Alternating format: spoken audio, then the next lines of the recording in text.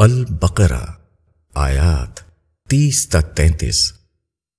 اور جب تیرے رب نے فرشتوں سے کہا کہ میں زمین میں ایک خلیفہ بنانے والا ہوں، فرشتوں نے کہا کیا تو زمین میں ایسے لوگوں کو بسائے گا جو اس میں فساد کریں اور خون بہائیں؟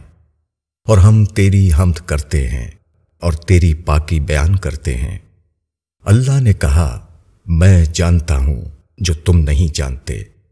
اور اللہ نے سکھا دیے آدم کو سارے نام، پھر ان کو فرشتوں کے سامنے پیش کیا اور کہا کہ اگر تم سچے ہو تو مجھے ان لوگوں کے نام بتاؤ۔ فرشتوں نے کہا کہ تو پاک ہے، ہم تو وہی جانتے ہیں جو تو نے ہم کو بتایا، بے شک تو ہی علم والا اور حکمت والا ہے۔ اللہ نے کہا اے آدم ان کو بتاؤ ان لوگوں کے نام۔ تو جب آدم نے بتائے ان کو ان لوگوں کے نام تو اللہ نے کہا کیا میں نے تم سے نہیں کہا تھا کہ آسمانوں اور زمین کے بھید کو میں ہی جانتا ہوں، اور مجھ کو معلوم ہے جو تم ظاہر کرتے ہو اور جو تم چھپاتے ہو۔ تشریح۔ خلیفہ کے لفظی معنی ہے کسی کے بعد اس کی جگہ لینے والا، جانشین۔ وراثتی اقدار کے زمانے میں یہ لفظ کثرت سے حکمرانوں کے لیے استعمال ہوا جو ایک کے بعد دوسرے کی جگہ تخت پر بیٹھتے تھے۔ اس طرح استعمالی مفہوم کے لحاظ سے خلیفہ کا لفظ صاحب اقتدار کے ہم معنی ہو گیا۔ اللہ تعالیٰ نے جب انسان کو پیدا کیا تو یہ بھی فیصلہ فرمایا کہ وہ ایک با اختیار مخلوق کی حیثیت سے زمین پر آباد ہوگا۔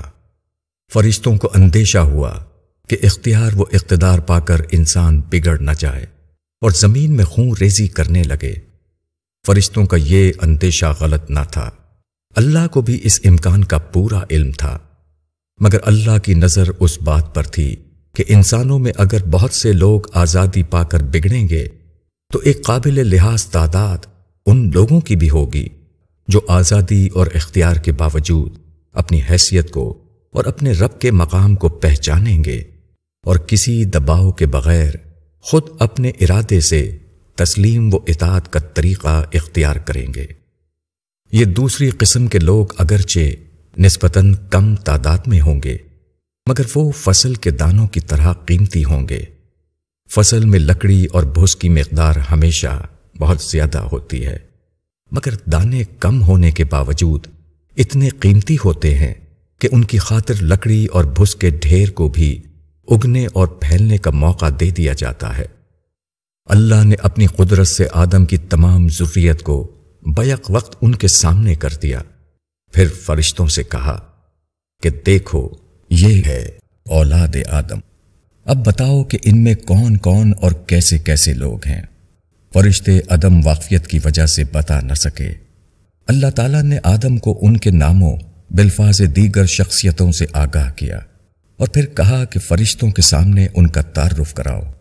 جب آدم نے تعارف کرایا تو فرشتوں کو معلوم ہوا کہ آدم کی اولاد میں فسادیوں اور برے لوگوں کے علاوہ کیسے کیسے صلحاء و متقین ہوں گے۔ انسان کا سب سے بڑا جرم انکار رب کے بعد زمین میں فساد کرنا اور خون بہانا ہے۔ کسی فرد یا گروہ کے لیے جائز نہیں کہ وہ ایسی کارروائیاں کرے جس کے نتیجے میں زمین پر خدا کا قائم کیا ہوا فطری نظام بگڑ جائے، انسان کی جان مارنے لگے۔ ایسا ہر فعل آدمی کو خدا کی رحمتوں سے محروم کر دیتا ہے۔ زمین میں خدا کے بنائے ہوئے فطری نظام کا قائم رہنا اس کی اصلاح ہے، اور زمین کے فطری نظام کو بگاڑنا اس کا فساد۔